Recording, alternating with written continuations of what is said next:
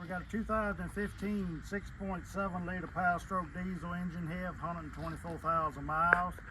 We got a 8,000 pound crane with the double pulley.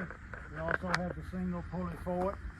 We have the extra tall compartments on both sides with the option settling compartments, welding stuff and all. There's the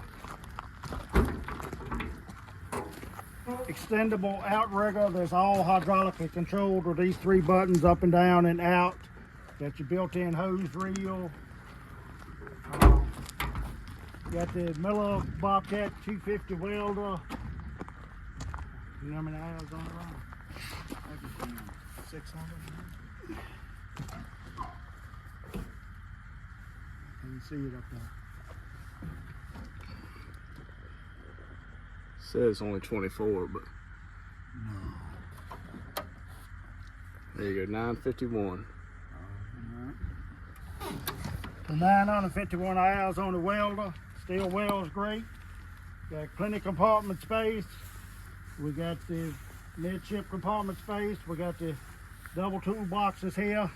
The only issue we have with the truck is the air compressor.